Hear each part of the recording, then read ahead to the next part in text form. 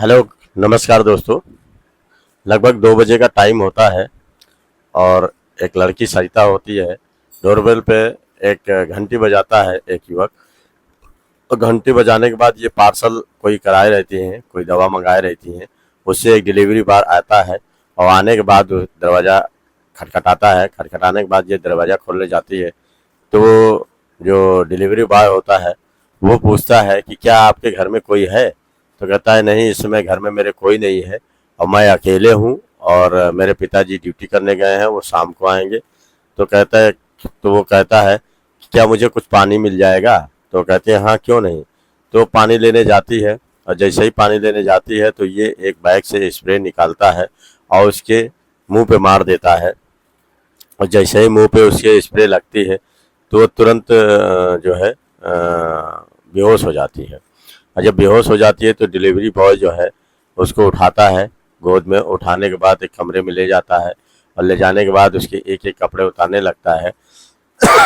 उसके बाद अपने भी कपड़े उतारता है और उस उतारने के बाद उसके साथ कम से कम 2 घंटे सेक्स करता है। और 2 घंटे सेक्स करने के बाद पूरा मज़ा लेता है। और लेने के बाद जो है फिर वो अपना कपड़ा पहनता है और पहनने के बाद उसकी जो वीडियो है वो पूरी तरीके से बना लेता है। और वीडियो बना लेता है, बनाने के बाद कपड़ा पहनता है और चला जाता है। उसके पिता जब शाम को वापस घर आते हैं, सरिता के पिता जब शाम को वापस घर आते हैं तो आने के बाद जो है जब वो अपनी बेटी से पूछते हैं कि कैसे क्या हाल चाल है तो वो कहती है कि पापा सब ठीक है।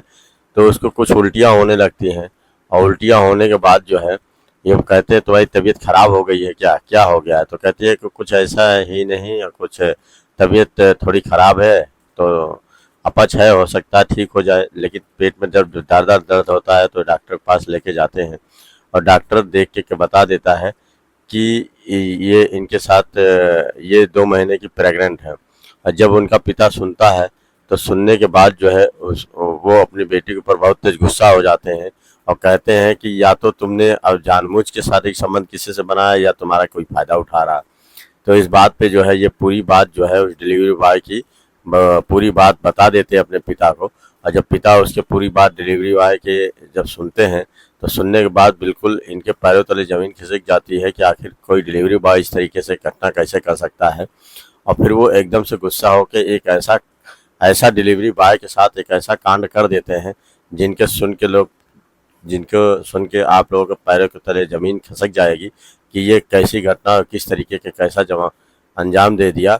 और ये आखिर मर्द हो तो इनके जैसा हो, पिता हो तो इनके जैसा हो, ये कहने पे लोग मजबूर हो जाएंगे। तो आइए दोस्तों, ये कहानी आपको विस्तार पूर्वक सुनाते हैं। ये कहानी बहुत ही अच्छी है। अगर आपको अच्छी लगे तो लाइक शेयर कमेंट जरूर करिएगा और बताइएगा कि ये कहानी आप लोग को कैसी लगी।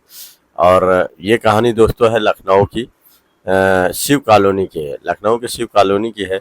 वहाँ पे एक पुलिस कांस्टेबल होते हैं, उनका नाम राम कुमार होता है और उनकी एक बेटी होती है जिनकी उम्र जो है 22 साल होती है। उनका नाम सरिता होता है। तो अपनी बेटी के साथ ही वो वहाँ पे रहते हैं। और रहने के बाद जो है उनका पुलिस में काम था, पुलिस कांस्टेबल थे, तो वो अपना सुबह वही 9-10 बजे तक निकल जाते थे और शाम को 6-7 बजे वापस आते थे। तो वो ज़्यादातर उनकी ड्यूटी ऐसे ही लगती थी कि वो टाइम पे चले आते थे। और कुछ समय पहले ही दोस्तों उनकी पत्नी 2 साल पहले ही उनकी पत्नी गुजर गई थी। यानी उनकी तबीयत ज़्यादा ख़राब थी तो बीमारी के चलते वो जो है उनको बचा नहीं पाए और वो ख़त्म हो जाती हैं। तो ये लड़की जो होती है सरिता और ये राम कुमार दोनों ऐसे ही रहते हैं। और रहने के बाद जो है वो पढ़ने जाती है सरिता। वो बीए में होती है और पढ़ने जाती है, पढ़ के सुबह जाती है और शाम को वापस आ जाती है। तो उसका जो है रोज़ का इसी तरीके से कुछ दिन बीतते हैं। और बीतने के बाद जो है एक दिन जो है राम कुमार जो है अपने बेटी से कहते हैं कि देखो बेटू, आज मुझे जो है हो सकता है देर हो जाए तो तुम अपना नाश्ता और खाना जो है बना के खा लेना, मेरा इंतज़ार मत करना। तो वो क्या करती है कि कहती है ठीक है पापा। तो वो पढ़ने जाती है तो उसी के पास एक जो है और नौजवान रहता है जिसका नाम गौरव होता है। उसकी उम्र 25 साल होती है। अब वो लड़का जो है पढ़ने लिखने में बिल्कुल नकारा था, पढ़ाई लिखाई में उसका मन नहीं लगता था। और उनके पिता का नाम राजेश था। तो और उसका नाम गौरव था, लेकिन पढ़ाई लिखाई में उसका बिल्कुल मन नहीं करता था, तो पार्ट टाइम के लिए जो है डिलीवरी बॉय का काम करता था कि समय निकाल के डिलीवरी बॉय भी काम करता था और पढ़ाई भी करता था। तो उसकी दिनचर्या ऐसे ही चल रही होती है। तो वो जब देखता है सरिता को कॉलेज में, तो देख के दंग रह जाता है, क्योंकि जो है बहुत ही खूबसूरत और बहुत ही होनहार और लंबी चौड़ी फिटनेस बॉडी के बिल्कुल जो सरिता होती है, उसको देख के बिल्कुल खुश हो जाता है।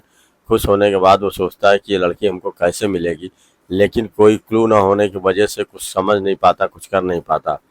तो कुछ दिन पढ़ाई करने के बाद जो है उसका छुट्टियां हो जाती हैं, और वही जून जुलाई का समय होता है, उसमें छुट्टियां चलती हैं।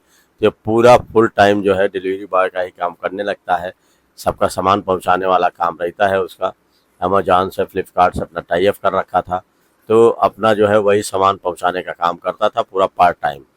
तो एक दिन होता क्या है कि सरिता जो है कुछ पार्सल मंगाती हैं। मंगाने के बाद जो है 4-5 दिन के बाद जब पार्सल पहुंचता है, तो ये दोपहर के 2 बजे का टाइम होता है, और ये एक घंटी बजाता है कोई लड़का बाहर। और जब ये बजाती हैं, खोलती हैं, तो उसमें देखती हैं कि एक गौरव नाम का लड़का जो है बाहर खड़ा हुआ है। वो इनका पार्सल 5-6 दिन के लेके आ जाता है, और इनको देता है। कहता है कि ये लीजिए, आपका पार्सल आ गया है। तो पार्सल दे देता है। देने के बाद वो बड़ी खुश हो जाती है, और खुश होने के बाद वो कहती क्या है कि वो पूछता है कि तुम्हारे घर में कोई है? तो कहती है कि मेरे घर में इसमें कोई नहीं है, मेरे पापा जो है इसमें काम पे गए हैं, और मेरी माँ जो है 2 साल पहले एक्सपायर हो गई है। तो कहते हैं और कोई भाई हुई? कहते कोई नहीं है, बस हम ही 2 लोग हैं। तो और पिताजी जो है शाम को आएंगे। तो ये कहती है, तो डिलीवरी बॉय कहता है कि ठीक है, मुझे पानी, प्यास बहुत लगी है, तो पानी मिल जाएगा। तो पानी लेने अंदर जैसे ही जाती है, तो ये बैग में एक स्प्रे रखे रहता है, और जैसे ही स्प्रे मारता है तो पूरी तरीके से जो है मूर्छित हो जाती है और गिर जाती है। और जब मूर्छित होकर गिर जाती है, तो ये क्या करता है कि उसको उठाता है। उठाने के बाद बेड पे ले जाता है, और उसके एक एक कपड़े उतारने लगता है, और अपने कपड़े उतार देता है। उतारने के बाद उसके तरफ पूरी तरीके से सेक्स करता है, और सेक्स करने के बाद जब वो थक जाता है तो वहीं लेट जाता है। और उसके बाद 1-1.5 घंटे बाद उठता है। उठने के बाद अपने कपड़े पहनता है, और अपने मोबाइल से उसकी सारी वीडियो जो है, जो सेक्स करने की जो उसकी जितनी भी वीडियो है सब कैप्चर कर लेता है। और कैप्चर करने के बाद कपड़ा पहनता है और चला जाता है। चले जाने के बाद जो है फिर क्या होता है कि ऐसे ही कुछ दिन बीतते हैं, 3-4 दिन या हफ्ता 10 दिन का समय हो जाता है। होने के बाद जो है एक दिन ये क्या करता है कि फिर उधर से घूमते हुए निकलता है, और निकलने के बाद जो है घंटी बजाता है। और जब घंटी बजाता है तो ये सरिता निकलती है, और निकलने के बाद जो है उसका दिमाग ख़राब हो जाता है कि ये तो वही लड़का है। फिर वो कहती है तुम चले जाओ यहाँ से, यहाँ पे तुम्हारी ज़रूरत नहीं है, जो मुझे लेना था मुझे मिल चुका है, अब तुम यहाँ क्यों आते हो? तो इस पर से जो कहता है आप परेशान क्यों होती हैं, क्यों इतनी दिक्कत में हैं आप? आपको पता नहीं आप कितना अच्छा वीडियो बनाती हैं, आपका वीडियो बहुत ही अच्छा लगता है। तो कहती है कैसा वीडियो मेरा? तो कहता है अभी दिखाता हूँ। तो एक वीडियो खोल के जो है वो दिखा देता है, और उसमें सारी नंगी तस्वीरें और जितनी भी वीडियो कैप्चर इनके किए रहता है सेक्स के दौरान, सारी कैप्चर करके इनको दिखा देता है। और जब दिखा देता है तो इनके पैरों तले ज़मीन खसक जाती है। तो ये कहता है कि देखो, अगर तुम किसी से बताओगी या कुछ करोगी तो ये वीडियो मैं वायरल कर दूंगा। अगर तुम मुझे मेरे साथ सेक्स नहीं करोगी तब भी मैं वायरल कर दूंगा। तो अगर तुमको वायरल नहीं कराना है तो जैसा मैं कहता हूँ वैसा करती जाओ।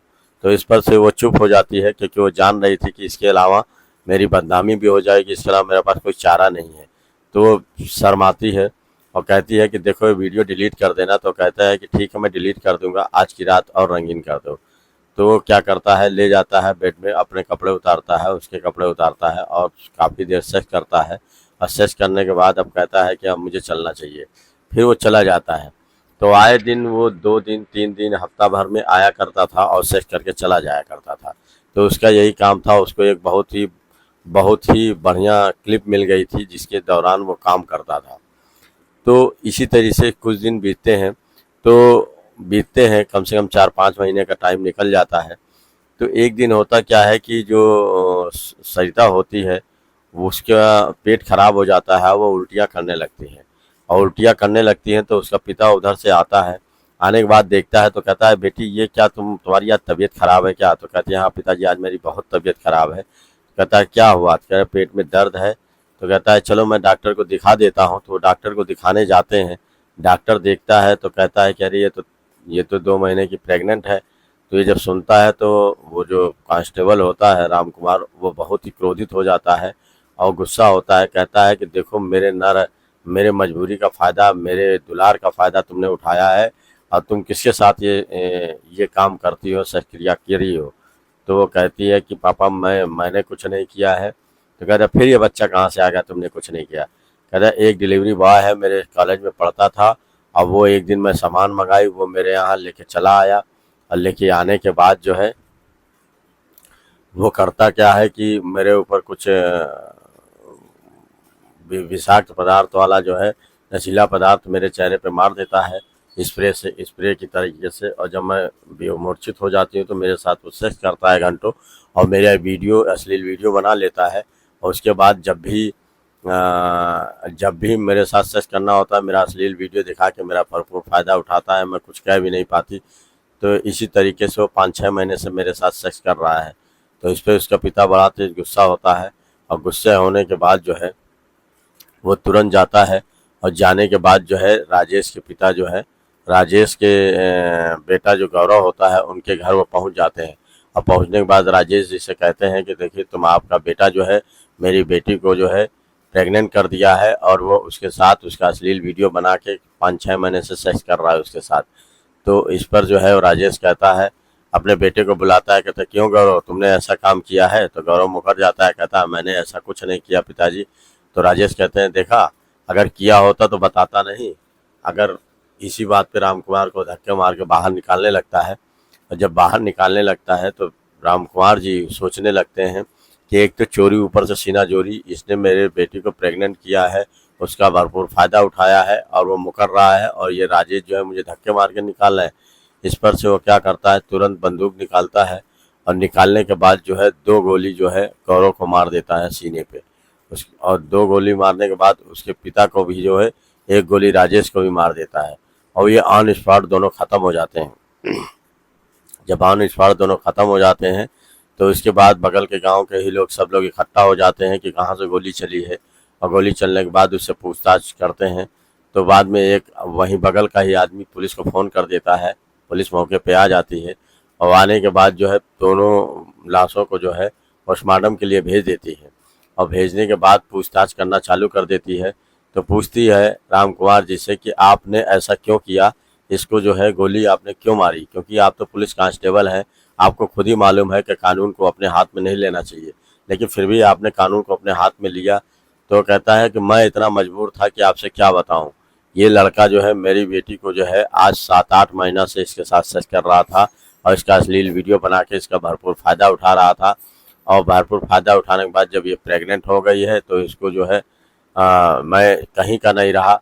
लोग जिल्लते की बातें सुन रहा हूँ, इधर उधर मेरी बातें हो रही हैं बेटे की। इसने पूरे बदनाम करके रखा है। अब मुझे एकदम से गुस्सा आ गया, इनको समझाने के लिए इनके घर में पहुंचा तो इसका पिता उल्टा ही बात बोल रहा है कि मेरा बेटा कुछ नहीं किया और बेटा भी मुकर गया है कि मैंने भी कुछ नहीं किया। मुझे गुस्सा आई और गुस्से में जो है तुरंत अपनी रिवॉल्वर निकाली और उसी से इन लोगों को मार दिया। तो इस पर जो है पुलिस जो है तुरंत इन लोगों को जो है चार्जशीट तैयार करती है और इन पर मुकदमा चलाती है। और जो है इनको जो कांस्टेबल जो राम कुमार है इनको जेल भेज देती है। क्योंकि ये सारे अपने जुर्म खुद ही कबूल लेते हैं तो ज़्यादा इनके ऊपर कोई प्रेशर नहीं होता है और इन्होंने अपनी मजबूरियां भी बता दी होती है।